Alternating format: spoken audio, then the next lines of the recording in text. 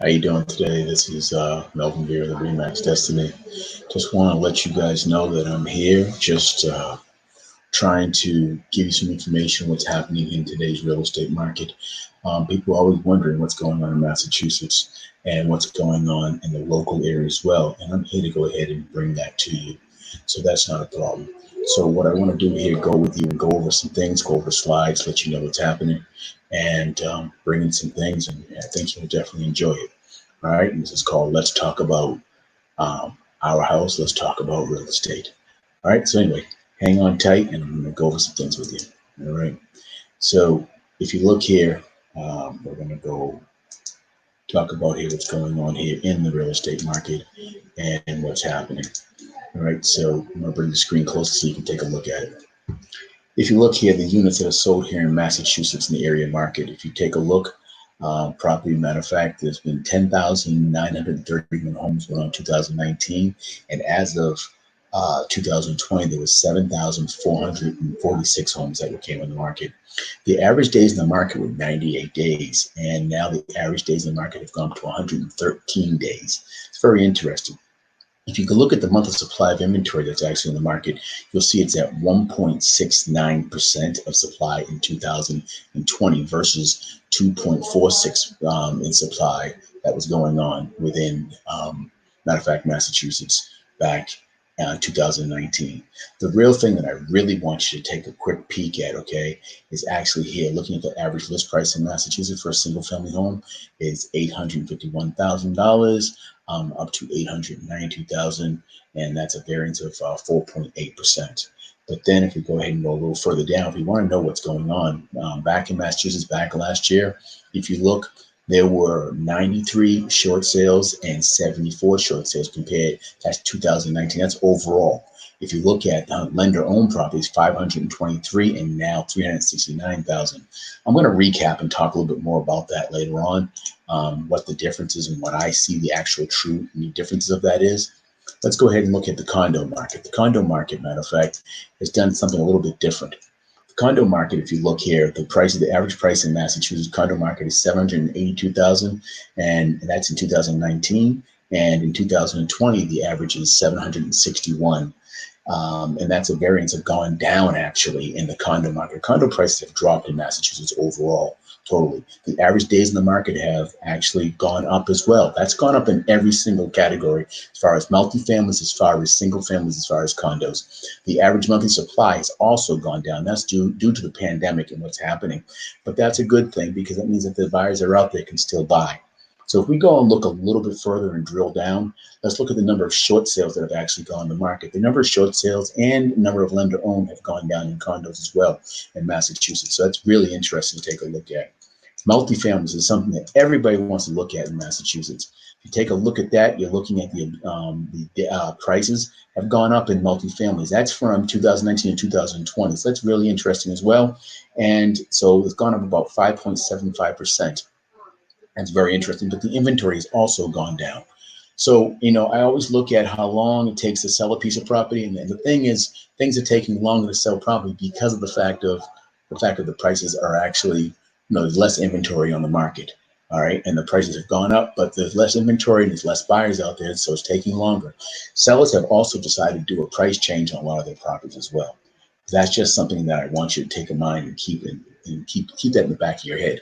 The other thing I really, really want you to look at here is look at the information from the MLSP on the greatest surrounding area. The greatest surrounding area is actually Boston, and then encompasses and takes other larger areas such as Milton, such as Newton, such as Cambridge, such as Somerville, such as Arlington, Medford, Malden, Dedham, all those areas surrounding, going up to Quincy and everything else. So this is the surrounding areas, and I'll leave a list of that, what it is. And I'm also going to upload this PowerPoint presentation to a couple of sites so you can actually pull it down and take a look at it if you'd like. So if you go ahead and take a look here, and I want to zoom in here on the greater Boston area. If you look here, the average price for the greater single family in the greater Boston area is $1,264,000. That was 2019 versus this year is $1,429,000. That's an increase of 13.7%. But if you really take a look, the actual average days on the market, okay, have increased anyway. And that's, 12-day variance compared from last year. The other thing, you look at the monthly supply as well. So, what I've done is I've decided to break these down here and take a look at it individually. And I've done it from the holistic point and bringing it down to the macro view. So I go a little further here and I want to show you something with the condo market. Same exact scenario I've noticed in the condo market within Massachusetts, but in the greater Boston area has also done the same thing. The values have gone down as well. So that is very important for you to take a look at if you understand what's happening within that market. So if we go ahead and take a look again at looking at the number of short sales, number of sales in the market, okay, there's 2 short sales in the condo market in that greater Boston area. But if you look at lender owned, and that's basically, it's gone down compared to 2019. So that's really a big difference in that fact. I do the same thing again with the multifamilies. And you look at here, you look at the prices, okay, and the price of the multifamilies have gone up compared to 2019 and 2020. You take a look at the days in the market have actually increased as well in selling it. So that's a variance of it. Over here, I have graphs and charts that you can also take a look at if you're a graph and chart type person. So I want you to take and understand that piece. Now, my biggest point is go back down to the short sales and lender sales. I keep going back to that because I want you to understand something. That's very important that you understand the differences and what's going on, because in 2019, at the same exact time, and I took a snapshot of basically from May 10th of last year all the way to May 10th of this year. So you're getting an actual whole year review when I'm looking at this. And you're looking at the market. Yes, values have gone down for condos, but for multifamily and single families, values have gone up. So keep that in mind. Also keep one other thing in mind, that the days in the markets have increased because of the pandemic, which has caused property to sell slower, the way we've been able to close things and get things done. So that's just another thing. But the real estate market is still moving. I want you to understand when I say market review, talking about the greater Boston area, these are the greater Boston areas that I talked about and I added in that greater Boston area chart. Okay. But now I want you to look at the Boston area itself. This is Boston. All right, and we're drilling into now where the local, hyper local, where I'm going.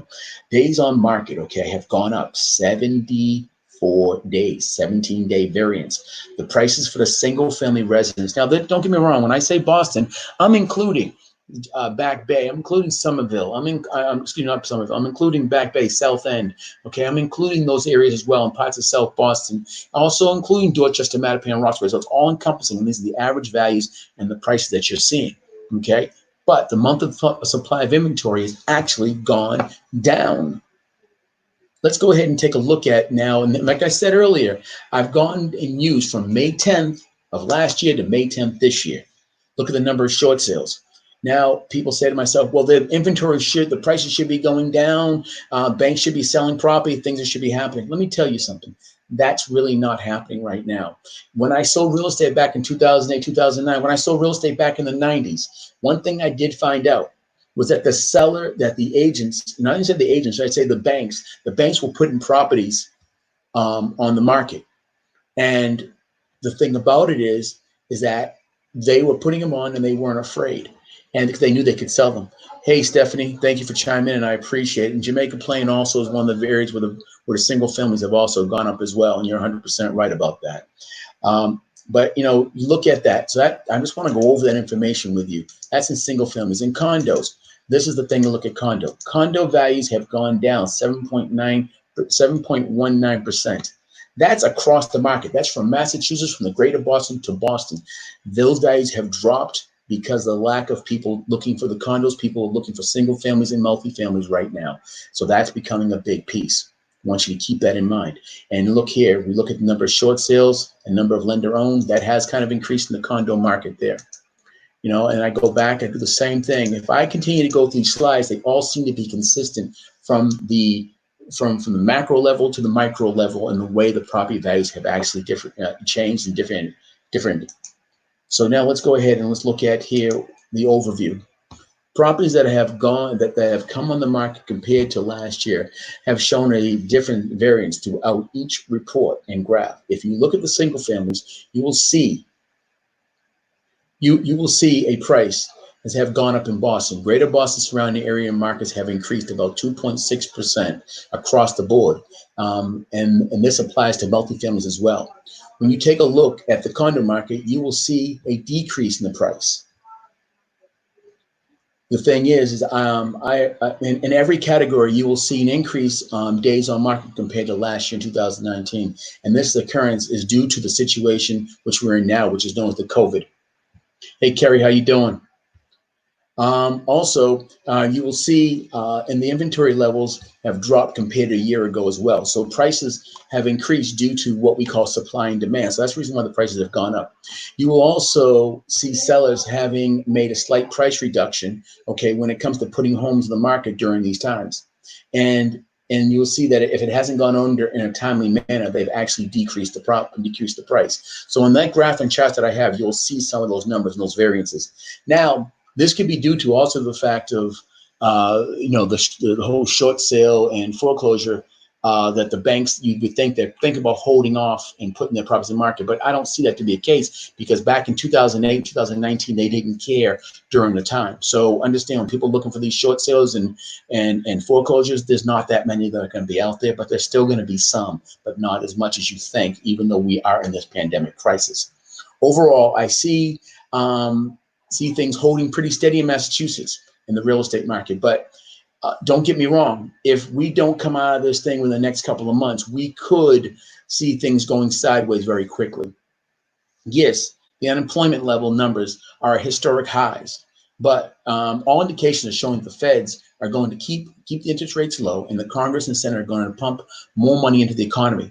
But according to the National Association Realtors Weekly Housing Report, which is monitored, and the date is as of May 3rd, according to Realtor members, 42% of the buyers have been put their home search on hold for the next couple of months. 17% have stopped looking due to job loss or concern.